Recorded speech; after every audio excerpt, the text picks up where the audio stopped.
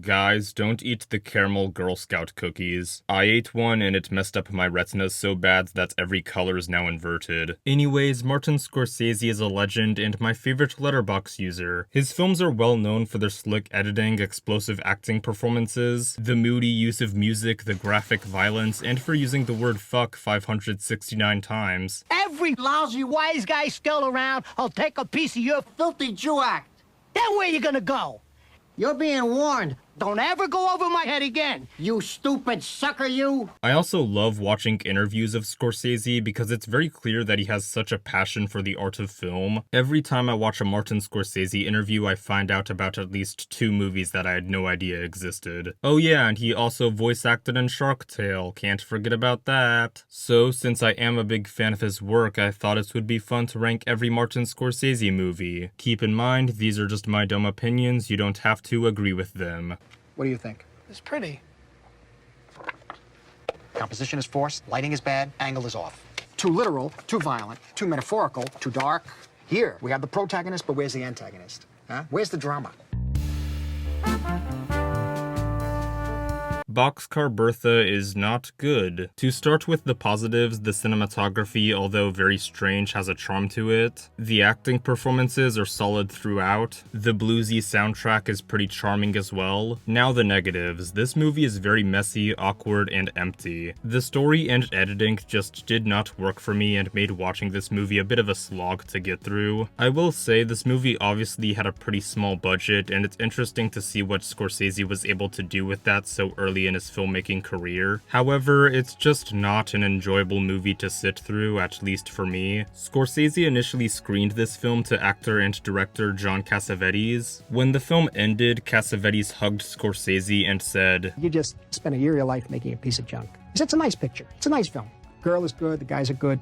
But you could do better than that," he said. "You can't get stuck. I know you like B movies. I know you like the old movies coming out of Hollywood, but you do different things. You just do different things, and you should really stick to what you know." And judging by the films that Scorsese made after Boxcar Bertha, I think it's safe to say that he took what Cassavetes said to heart.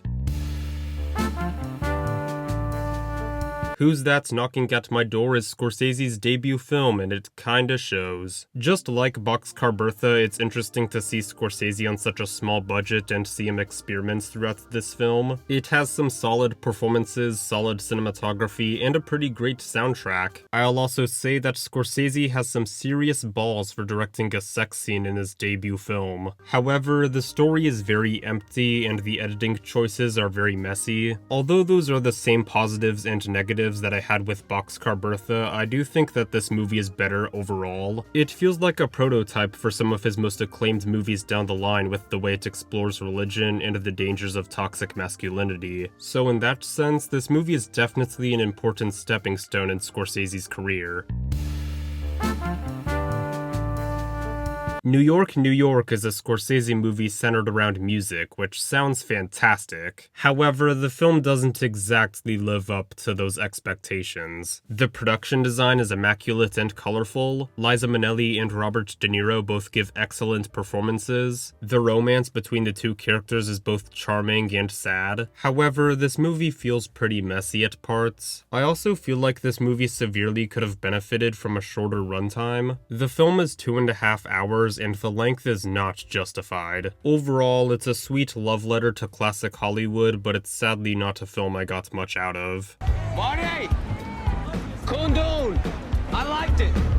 Kundun. The cinematography by Roger Deakins is absolutely gorgeous. The editing gives this movie some nice visual flair. The score is pretty fantastic. Also, the story itself is pretty interesting, and watching the Dalai Lama's growth throughout the movie is very rewarding. However, this movie fell pretty short when it came to the characters, the dialogue, and the acting. That being said, it's still a good movie that I'd recommend checking out if you're interested. Alright, now that we got the films that's not a lot of people have seen out of the way, it's piss off people time. I'll use this as a reminder that I like every movie from this point forward. I may like some more than others, but I think they are all good. Let's begin. The Color of Money is pretty great. Although the first act was not very engaging, the second and third acts more than make up for it. Paul Newman is fantastic as Eddie, who is a very interesting character. However, although Tom Cruise gave a great performance as Vincent, the character himself was just kind of annoying. The pool scenes are just awesome, with stylish editing and bluesy music to accompany. Anyways, although this film isn't one of Scorsese's best, it's still really solid.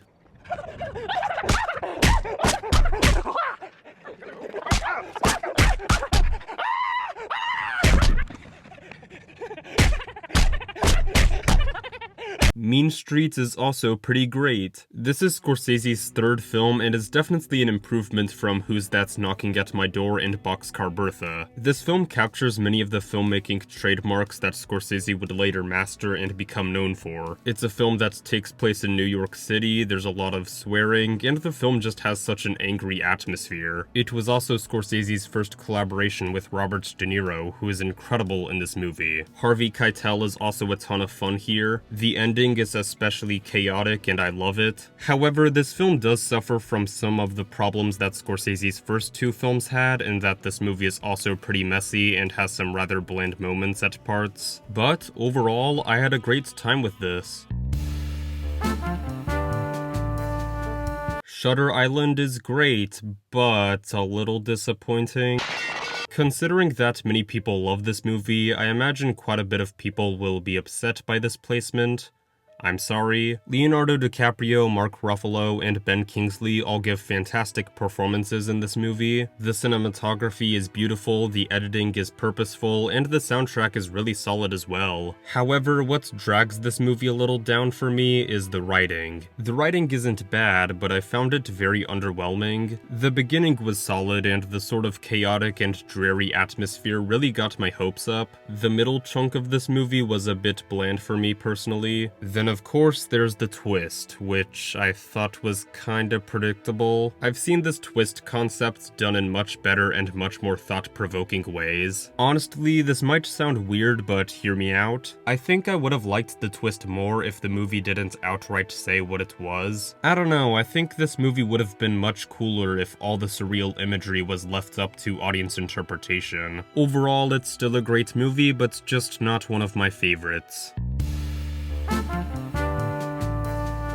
The Age of Innocence is an underrated gem. Daniel Day-Lewis steals the show here, and he sinks into this role in such an impeccable way. Michelle Pfeiffer and Winona Ryder give fantastic performances as well. The cinematography is beautiful, the production design is colorful, the music is gorgeous, and the costume design is extravagant. But of course there's Thelma Schoonmaker's editing, which is a name that is pronounced so many different ways and I don't know who to believe. One thing that's very recognizable in Scorsese's films is the way they're edited, and the majority of which have Thelma Schoonmaker to thank. Schoonmaker has been collaborating with Scorsese since the early 80s and has had a hand in some of the most memorable montages, slow-mos, and freeze frames in all of film. The editing on this film in particular, although nothing too stylized, really makes this movie move in a breezy and engaging way. My only main issue is the voiceover. I just felt like it wasn't entirely necessary, but overall, this is a tragic romantic period piece that I would recommend watching.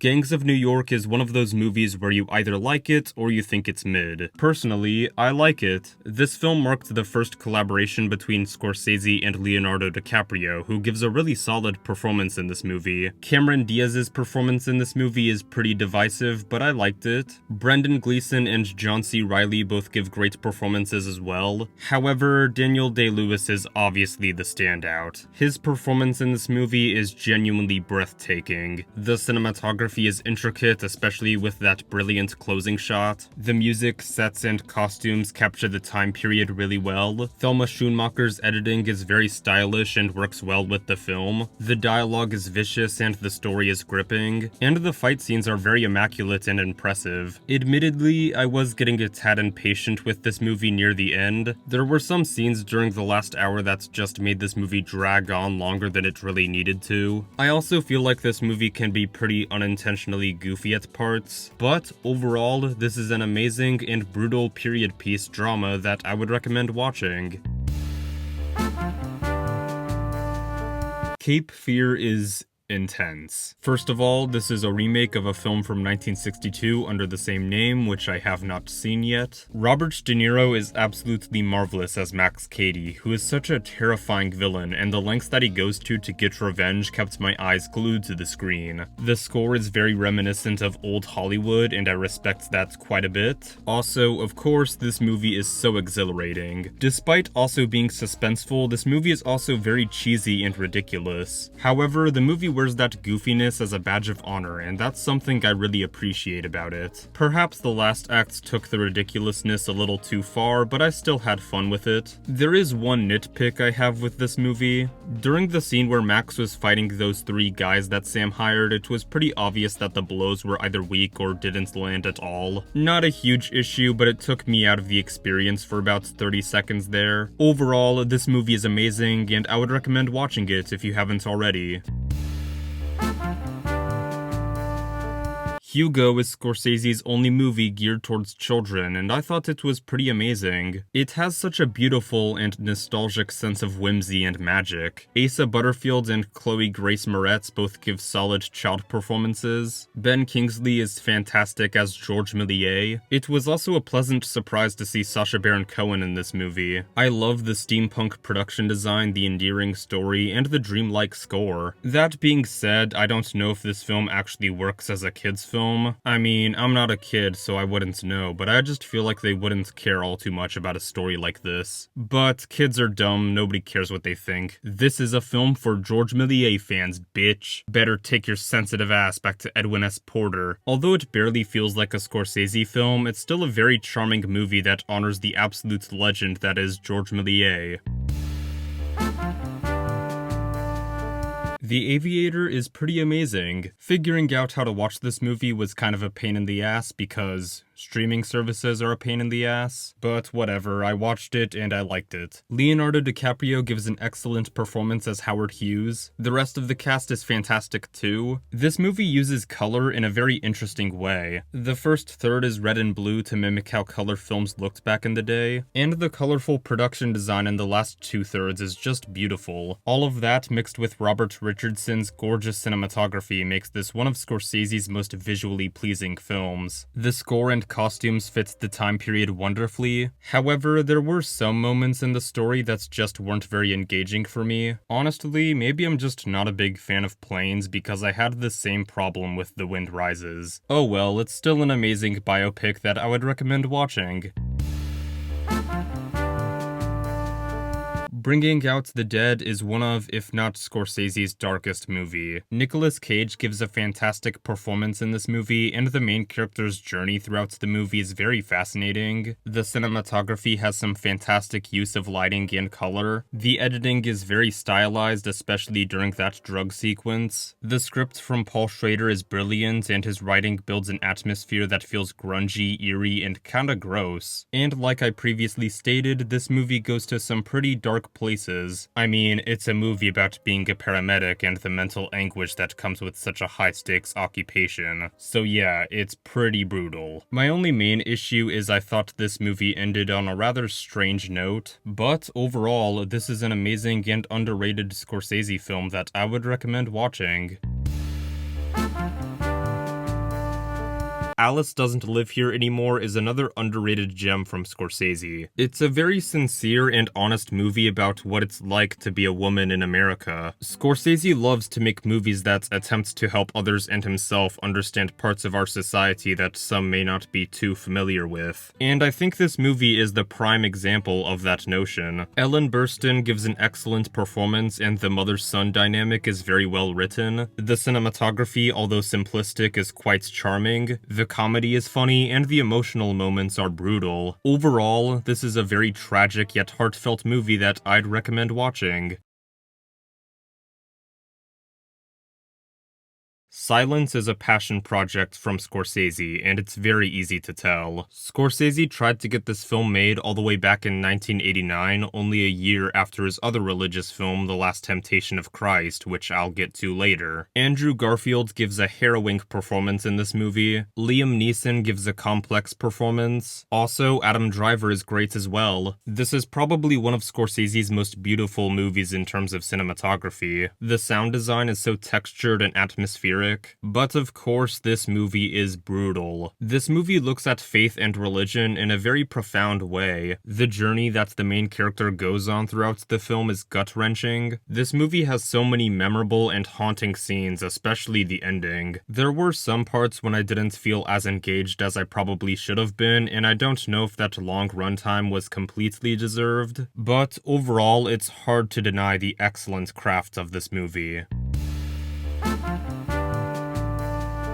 The Last Temptation of Christ is just fantastic. I'm not a very religious person, but I do find religion to be a fascinating topic, especially when it's explored in art. The minimalist nature of this film is very charming, which is something that can be said about many early Scorsese films. Willem Dafoe gives a fantastic performance as Jesus. The dialogue is engaging, and the soundtrack is beautiful. Also, the ending is extremely powerful and thought-provoking. Also, this movie has one of the most insane controversies in cinema history. This movie was so controversial at the time of its release. It angered many Christian groups and it was banned in many countries. Many theaters refused to show it, and the ones that did were sometimes graffitied. Someone even drove a bus into a theater that was playing it. Worst of all, a group set fire to a theater in France that was playing it, resulting in 4 people being severely burned. I can understand being upset or offended by this movie, but I don't know how anyone can justify that level of a reaction. On top of that, I feel like the controversy was a result of people misunderstanding the film. It's a movie about Jesus' inner conflict with being the Messiah, which you could interpret as being blasphemous, but I disagree. Paul Schrader's script dissects the holy and the human aspect of Jesus Christ, and it never feels like it's trying to be condescending or hurtful. I will say Harvey Keitel's New Yorker accent was pretty distracting at parts, but overall, this is a beautiful movie that I'd recommend watching.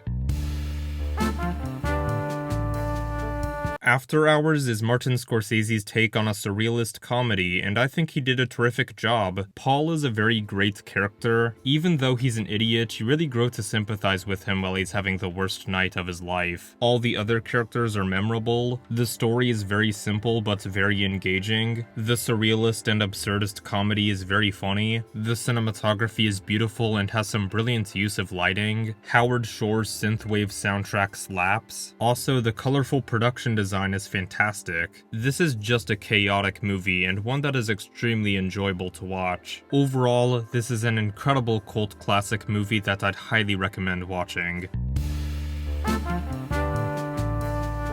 The Irishman is a beast. The performances are all fantastic. I love the contrast between Robert De Niro's subtle performance and Al Pacino's explosive energy. Joe Pesci's performance is so cold and icy. The atmosphere of this film is very different from past Scorsese crime epics. It takes its time to build this rich setting and make the journey that the main character goes on throughout the film more emotionally effective. It's far more personal, reflective, and vulnerable than past Scorsese crime epics, especially in the haunting way it looks at aging and death. Thelma Schoonmaker's editing is great. The soundtrack fits the time period wonderfully. This movie is really suspenseful at times. Also, the second half of this film is just unforgettable. One problem that I had with this movie is the CGI blood is bad, but overall, this is an incredible gangster epic from Scorsese, and one that I'd highly recommend watching if you haven't already.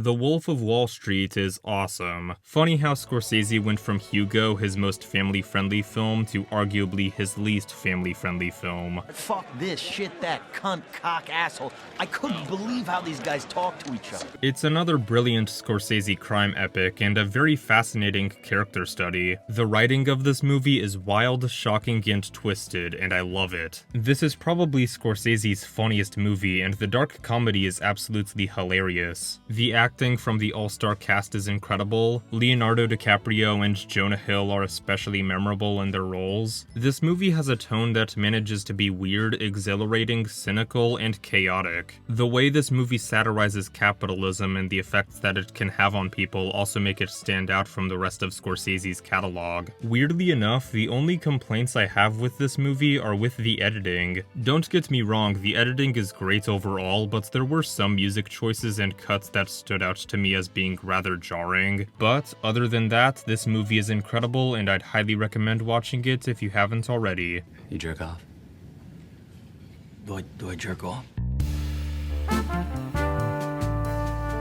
Killers of the Flower Moon is a haunting and unforgettable experience. The atmosphere of this film is so overwhelmingly tragic and hopeless. It shines a light on one of the most disgusting and depraved aspects of American history with a poignant love story at its core. Leonardo DiCaprio gives a fantastic performance in this movie, Lily Gladstone's performance is harrowing, and Robert De Niro gives a phenomenal performance as William Hale, who is such a complex and despicable character. The cinematography is gorgeous and the production design is intricate. This movie has some very well executed tension. Also, that ending was just perfect. If I did have one issue, it would probably be the runtime. Obviously, there's nothing wrong with a 3.5-hour runtime as long as it's justified. For the most part, the pacing was really good and things flew by very smoothly. However, I still felt like 30 or 20 minutes of this movie could have been trimmed out. But overall, this movie is fantastic and brutally honest. Can you find the wolves in this picture? Casino is another fantastic Scorsese crime epic. I love how Scorsese builds such an inviting world in this movie, only for him to tear it down, which I guess is something you can say about every Scorsese crime epic. Robert De Niro, Joe Pesci, and Sharon Stone all give explosive performances. Despite most of the characters being terrible people, I did find myself empathizing with some of them. Not in a wow, this character's literally me way, but in a damn, I know this character's a bad person, but I kind of feel sorry for them. The voiceover narration throughout the movie is excellent, the cinematography is beautiful, and the production design is colorful. Thelma Schoonmaker's editing really gives this movie a slick vibe. The soundtrack just slaps. The comedy is funny, and the violence is brutal. Also, that ending was just amazing. Overall, this is a really incredible gangster flick that I would recommend watching. Oh my god! I'm done! Oh god! Fuck! Oh my god! Raging Bull is one of the best biopics ever. It's a movie that deals with anger and the handling of that intense emotion which the film achieves in such a visceral and purposeful way. From the beginning opening slow-motion shot to the end, this movie takes you on a roller coaster of emotions. Robert De Niro sinks into his role as Jake LaMotta, which honestly might be my favorite performance of his. Not only does De Niro sink into the role, but he also literally transforms into it. He portrays Jake LaMotta as both abusive and pathetic, which is just so fascinating to see unravel. Joe Pesci is fantastic as Joey. The dialogue has a distinct, fierce bite to it. The black and white cinematography is beautiful. The editing gives the story some very nice poetic and artistic flair. The boxing scenes are electrifying and they're done in a very psychological way. Also, the second act of this movie as a whole is just so gripping. Overall, this is a very brutal film that I would highly recommend watching. The Departed is a blast. Leonardo DiCaprio is explosive as the main character, Matt Damon melts into his role as Colin, Jack Nicholson is mesmerizing as Frank, Vera Farmiga is very easy to like as the Doctor, Mark Wahlberg is energetic as Sergeant. The writing has witty dialogue, memorable characterization, and great storytelling. I also love how the story structure bounces from different character perspectives, which makes watching this movie so engaging. The cinematography is intricate and and the editing is stylish, the comedy is hilarious and the action is exhilarating. The film is gripping from beginning to end, and that ending twist definitely surprised me. If I had to point out some flaws, then I guess I had a few nitpicks with the soundtrack, but overall, this is an amazing crime epic that I would highly recommend watching if you haven't already. Thank you, please. Thank you. Could you double check the envelope?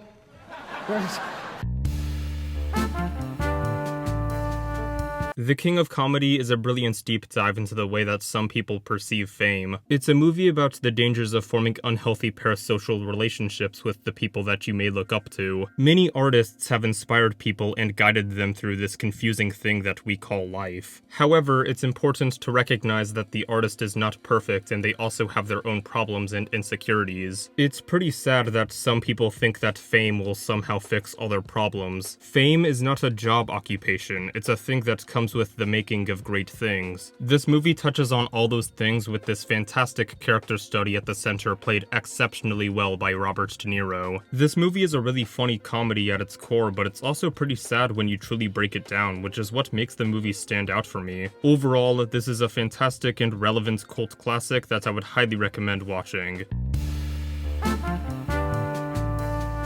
Taxi Driver is probably the closest thing we've got to a movie adaptation of Catcher in the Rye. Robert De Niro is fantastic as Travis, who is such a fascinating character and anti-hero. The movie and the amazing script by Paul Schrader do an excellent job at getting you to understand the psychology of this character while still painting him as a loser. Travis Bickle is also a character that I've seen many times before, not in film, but in real life. The film not only works as a deconstruction of the toxic mindset that Travis Bickle holds, but it allows others to come to terms with it and ponder why people like this act the way that they do. The cinematography is so moody and atmospheric. The atmosphere of this film in general is so grimy, dirty, and anxious. The jazzy score is beautiful. The third act of this movie is just simply unforgettable, and that ending was just perfect. This is a brilliant character study and a masterpiece that dives into the effects that loneliness can have on people. It's a movie that's had a huge influence on cinema, and one that I would highly recommend watching if you haven't already.